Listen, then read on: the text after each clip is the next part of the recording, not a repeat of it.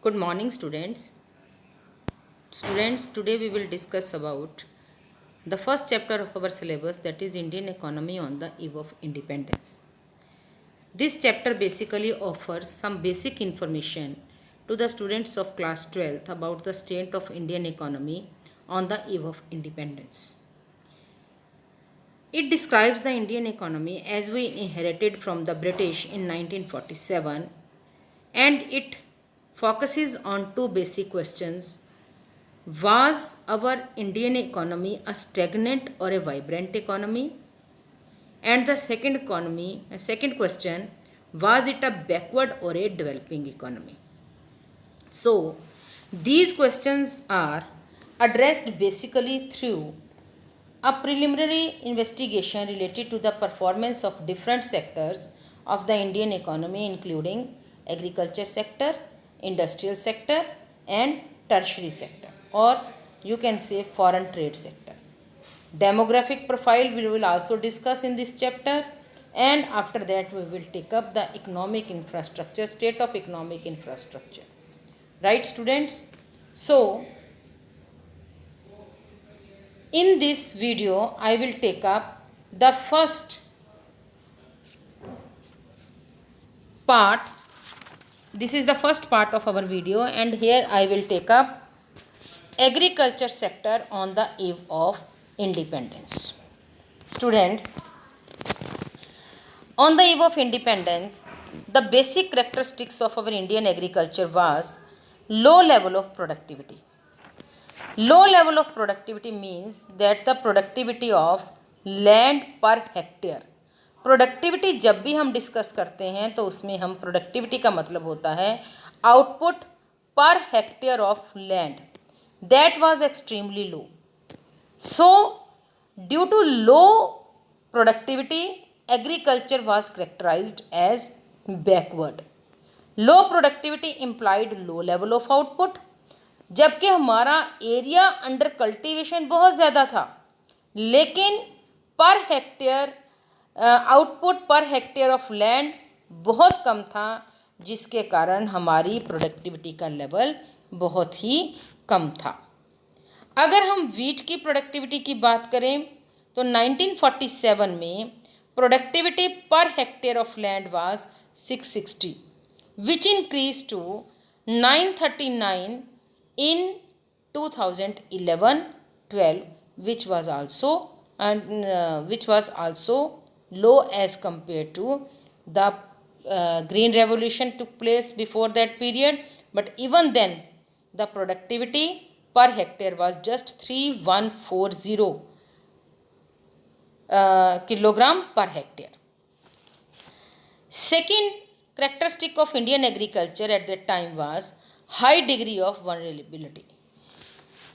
Agriculture showed a high degree of vulnerability because it was excessively dependent on monsoon, upon rainfall.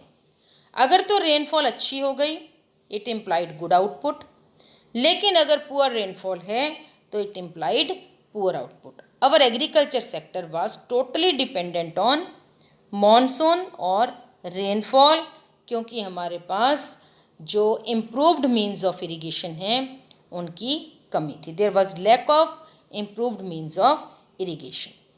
और ना ही British rule के under कोई effort ऐसा किया गया था to develop permanent means of irrigation like wells and canals. Third is a wedge between owners of the soil and tiller of the soil.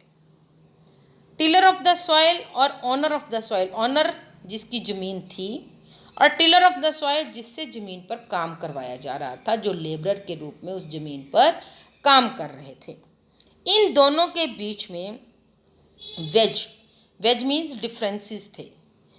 Agriculture during the British Raj was characterised by a wedge between owner of the soil and tiller of the soil.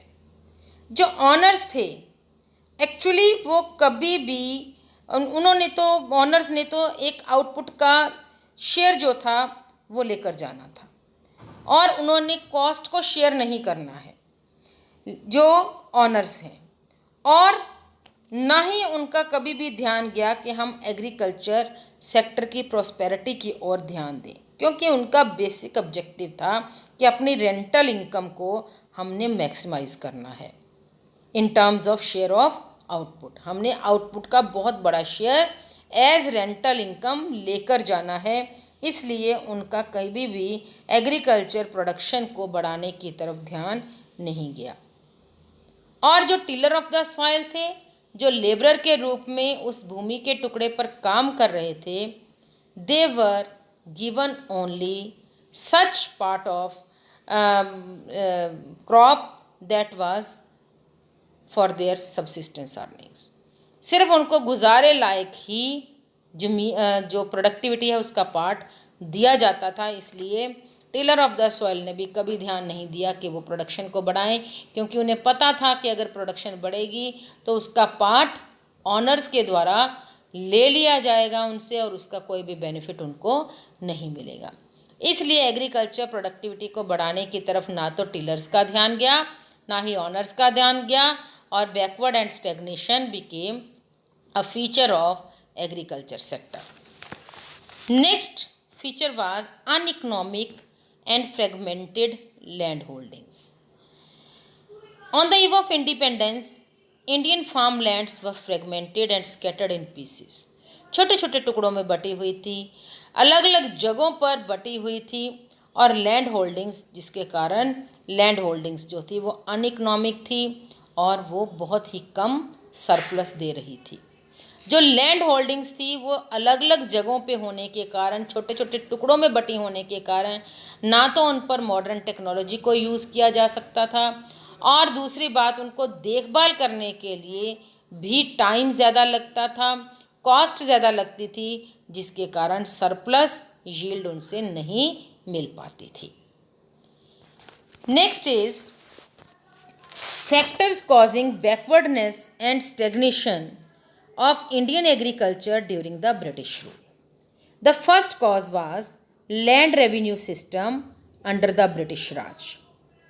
जो British government थी वहाँ पर उस समय पर एक triangular relationship चल रहा था। ट्रायंगुलर रिलेशनशिप किस किस में बीच में चल रहा था? सरकार, जमींदार्स एंड फार्मर्स, और you can say tiller of the soil. ये तीन लोग थे जिनके बीच में ट्रायंगुलर रिलेशनशिप चल रहा था। और इस सिस्टम में अगर जमींदारी सिस्टम को हम लें, according to this system, the zamindars were recognized as permanent owners of the soil and the zamindars were to pay fixed sum of land revenue to the government.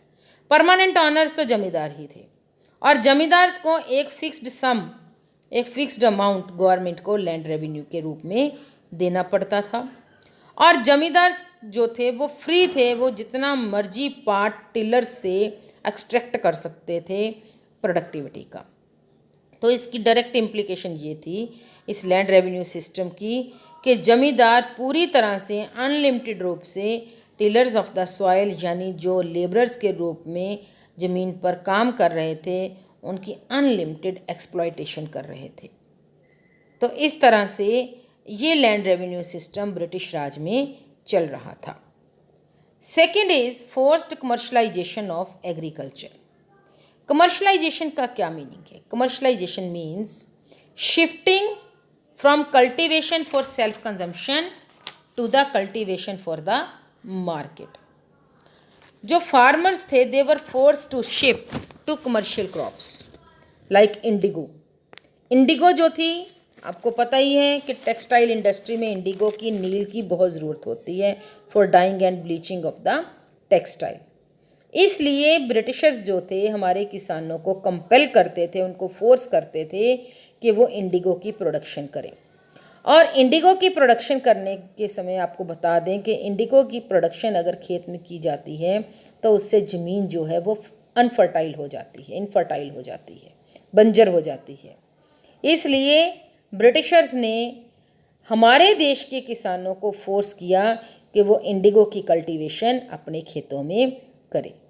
तो सब्सिस्टेंस फार्मिंग से उन्होंने कमर्शियल फार्मिंग की तरफ force किया उनको commercial farming करने के लिए, लेकिन उसमें भी यही कहा गया कि या तो वो इंडिगो की प्रोडक्शन करेंगे या फिर उनको जो अफ़ीम है उसकी प्रोडक्शन करने के लिए कहा गया। और अगर अफ़ीम की प्रोडक्शन भी की जाती है तो उससे हेल्थ hazard बहुत होते हैं, किसानों की सेहत पर बहुत उसका एडवर्स इफ़ेक्ट्स होते हैं।